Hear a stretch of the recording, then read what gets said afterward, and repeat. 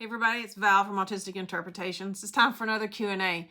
In today's Q&A, I'm going to talk about or answer the questions about why we don't take Jessica with us when we do stuff and go places. So Hannah and I have started a new weekly tradition of getting out of the house to do stuff and go places. And I think after our last video about going somewhere, several people asked where was Jessica. And it's a valid question. So I wanted to address this from a standpoint of caring for the caregiver. Ever since Jessica was very small, she's had very significant separation anxiety when it comes to me not being with her. And it has improved some over the years, but overall it's just been an ongoing issue. And it kind of is like a domino effect. When I leave Jessica and she has an anxiety attack or things don't go well or there's an issue or whatever, it escalates because I'm not here. And then several things happen related to that. One thing is often she will resort to some form of self-harm, like picking scabs. And she almost always has one somewhere. We currently have 5 that she's been working on all summer. For whatever reason, we've struggled to help her leave those alone long enough to heal. So for example, I went somewhere this past weekend. I went out and spent some time with Madison. And while I was gone, she started picking her scabs. I think it was after her nap. And when I got home, she had blood all over her legs. And it's very frustrating for me as a mother and as a caregiver to come back and see that as a consequence of me taking time for myself. So it builds on this ongoing guilt that is just ever present, regardless of, it's just caregiver guilt. If you're not here and you're not present and you know that if you were, it could make things better or smoother, it's hard to not feel a little guilty about that. So then another thing that happens when I'm gone from the home to do stuff is that she will call me a lot. Depends on what's going on. If she's distracted with cars and happy, if she's playing her music and happy or watching videos and happy, she doesn't do it. But if she starts getting, antsy about when am I going to come home? What are we having for dinner? What's next? Where am I? When am I going to be back? Those calls can come one right after the other. And that's hard. It's hard for me to relax and enjoy what's happening in real time on wherever I am doing stuff with that happening. And so that stresses me, and there's just another thing about it's another factor to weigh when deciding to do stuff and go places. It's how stressed is it going to make me? How stressful is it going to be for me to do stuff and go places and manage things like the calls and the skin picking, and just can I relax enough and not have enough guilt to actually enjoy going somewhere and doing places. So that's one of the reasons why it becomes a habit to not do stuff and go places, and to stay home in the safety of our space, and maintaining the status quo and keeping things smooth. One of the consequences of this whole issue about caring for the caregiver and this circular pattern of trying to do stuff and go in places, but also having to weigh the consequences of doing stuff and going places. And it's hard to maintain friendships. Like the friendships of like people that are close by that you could call and say, hey, let's go get a bite to eat, or let's go out to dinner or whatever. It's difficult to express to other people who don't live in the same kind of world, that when you have plans and you have to cancel them because Jessica's mood is delicate, or because if I do something outside the norm, I could face consequences for the next week or more as a caregiver, just in a regression of scabs, a regression of confidence, insecurity, mood. Just, it's hard to explain. It's just so much. And so what happens over time is you become more accustomed to just not making plans, because it's easier to not make plans than to make plans and then have to cancel. And then, you know, over time, people don't understand and they just quit making plans with you.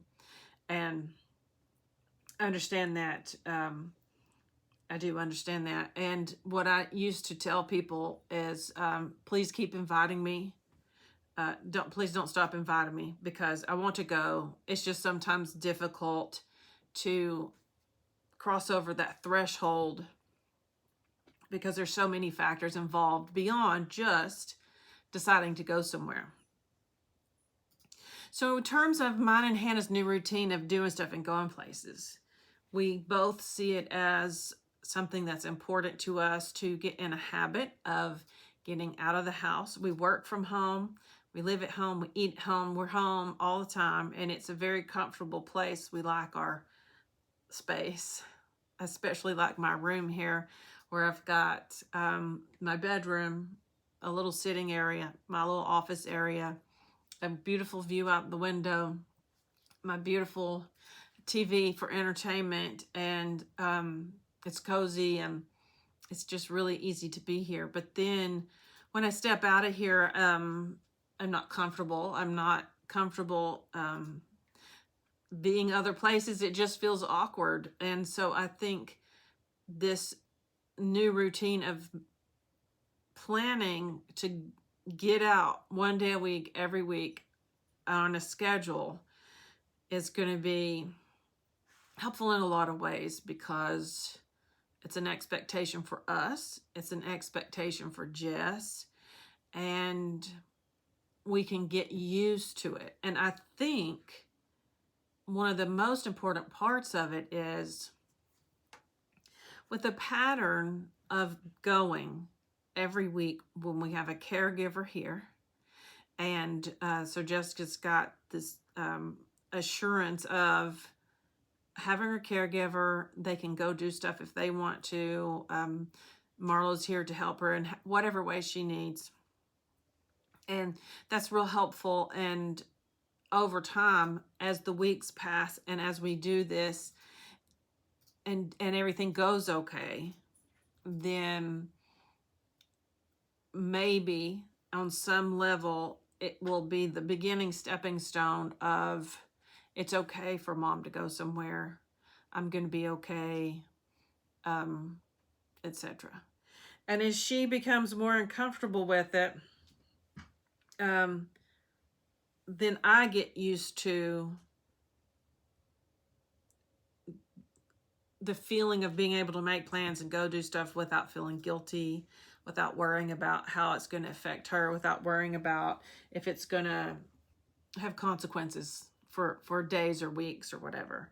So one other aspect of doing stuff and going places without Jess, aside from getting used to working on separation anxiety and guilt and stuff like that, it's just a different scenario when we go somewhere with Jess. We all fall into a caregiver role. We share responsibility, but we all are still in a caregiver mindset. We make sure she's buckled in. We make sure she doesn't fall and trip on the sidewalk. We make sure if we go to a restaurant that she has the utensils she needs, which, a lot of restaurants don't give spoons. We have to ask for a spoon. And it's just little things, and those things we're all used to doing, but it keeps us in a caregiver mindset. as opposed to being out as an individual and not in a caregiver role, and maintaining my own personal identity as an individual aside from being a caregiver. And it's just real hard to separate those two things, because it's pretty much our lifestyle every day is to be a caregiver. But Hannah and I are making an attempt to step outside the caregiver role and maintain a personal identity and do things without having to constantly, the whole time we're out, also be ourselves plus the things that we also do when she's with us. And another part of it is it's a little more tiring. It's a little more stressful. It takes a little more energy. You have to be careful about what you say and how you say it, and who around us is saying what, and answering questions. It's just it's more tiring, and Hannah and I are not balls of energy. So sometimes the aspect of us all going is just too much, and it's too easy to order groceries online. It's too easy to shop on Amazon, or